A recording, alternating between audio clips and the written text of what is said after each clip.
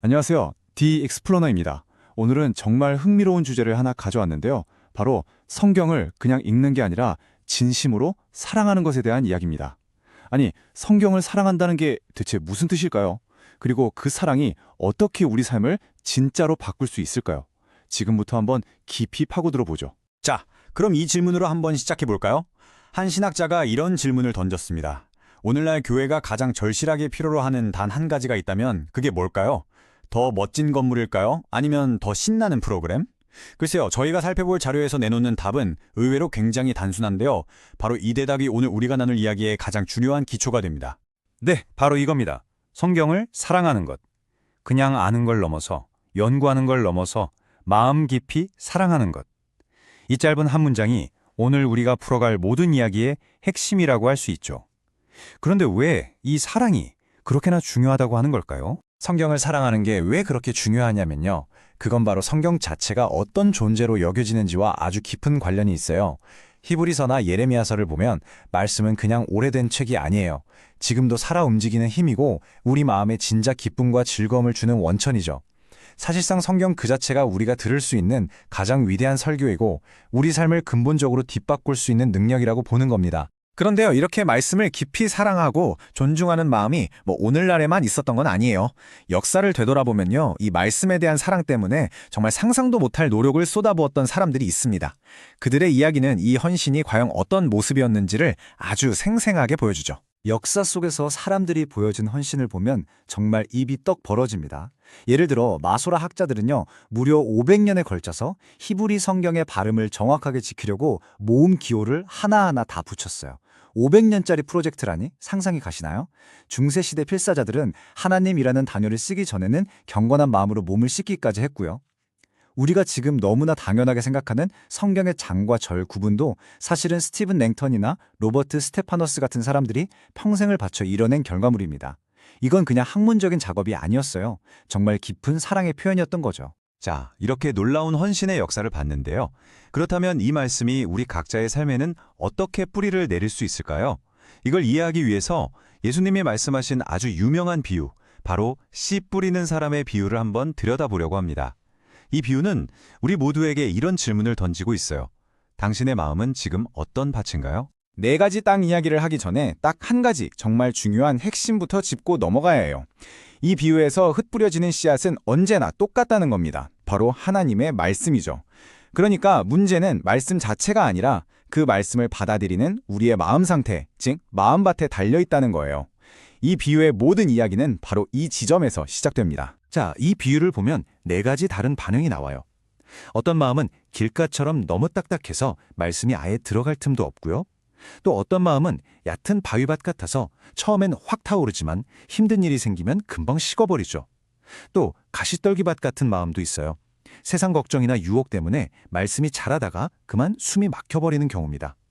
물론 우리가 바라는 건 당연히 마지막, 바로 좋은 땅이 되는 거겠죠. 말씀이 깊게 뿌리내려서 인내를 통해 풍성한 열매를 맺는 그런 마음 말이에요. 좋아요. 그럼 우리 모두가 좋은 땅이 되고 싶잖아요. 그럼 질문은 이거죠. 어떻게? 도대체 어떻게 해야 열매 맺는 마음을 가꿀 수 있을까요? 다행히도 그 방법이 무슨 대단한 비밀은 아니더라고요. 열매 맺는 삶의 비밀은 사실 아주 간단한 두 가지 핵심 요소로 정리됩니다. 누가복음을 보면 좋은 땅을 만드는 게 그렇게 복잡하지 않다고 해요. 딱 두 가지만 기억하면 됩니다. 바로 말씀을 받아들이는 올바른 태도와 그 말씀이 자라게 하는 올바른 방법. 이 두 가지가 함께 가야 해요. 둘 중 하나만으로는 부족하죠. 이 두 가지가 바로 열매 맺는 삶을 떠받치는 기둥인 셈입니다. 자, 그럼 좀 더 자세히 들여다볼까요? 먼저 올바른 태도는 고상하고 정직한 마음, 그리고 선한 마음이라고 표현돼요. 열린 마음으로 진실하게 받아들이는 자세를 말하는 거죠. 그럼 올바른 방법은 뭘까요? 여기에는 두 가지 행동이 필요합니다. 첫째, 말씀을 그냥 듣고 끝내는 게 아니라 굳게 지키는 것, 즉 삶으로 살아내는 거고요. 둘째, 인내하는 것. 마치 농부가 씨를 뿌리고 수확까지 묵묵히 기다리는 것처럼 성장에 시간이 걸린다는 걸 이해하고 꾸준히 나아가는 겁니다. 자, 지금까지는 이론이었어요. 그쵸? 좋은 마음, 올바른 행동, 다 좋은 말인데 이걸 대체 어떻게 내 일상에, 내 삶에 적용할 수 있을까요? 어떻게 하면 매일매일 말씀과 함께 살아갈 수 있을까요? 이 섹션에서는 그 구체적인 방법, 즉 거룩함으로 나아가는 길에 대해 이야기해 보겠습니다. 성경에서 말하는 성화, 즉 거룩해지는 과정은요, 일방적인 게 아니라 하나의 역동적인 대화에 가깝습니다. 바로 하나님의 말씀과 기도라는 두 개의 기둥을 통해서 이루어지죠. 말씀이 위에서 우리에게 들려주시는 하나님의 음성이라면 기도는 그 음성에 대한 우리의 응답인 셈이에요. 바로 이 끊임없는 소통, 이 대화 속에서 진짜 변화가 일어난다고 믿는 거죠. 이런 헌신이 실제로 어떤 모습일지 궁금하시죠? 저희가 참고한 자료에 정말 강력한 예시가 하나 나옵니다. 한 목회자분이 개인적인 목표를 세웠는데 그게 뭐냐면 바로 로마서를 1000번 읽는 거였어요. 네, 제가 잘못 말한 게 아닙니다. 1000번이요. 이건 매일 말씀을 마음에 새기겠다는 꾸준한 헌신이 어떤 건지 아주 구체적으로 보여주는 예시라고 할 수 있겠죠. 자, 그럼 이 모든 노력들, 이 사랑, 이 헌신, 이 매일의 실천, 이 모든 것들이 향하는 최종 목적지는 과연 어디일까요? 그건 바로 말씀이 우리 인생의 내비게이션이 되게 하는 겁니다.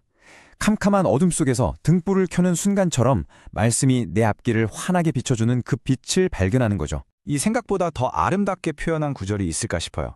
성경에서 가장 긴 장이기도 한 시편 119편에 나오는 유명한 구절이죠.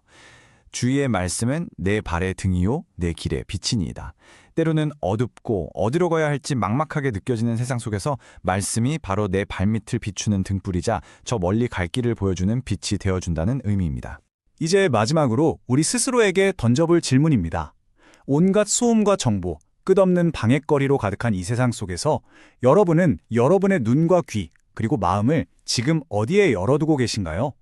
만약 우리가 그 모든 것을 말씀에 열어두기로 선택한다면 과연 어떤 일이 일어나게 될까요? 시청해주셔서 감사합니다.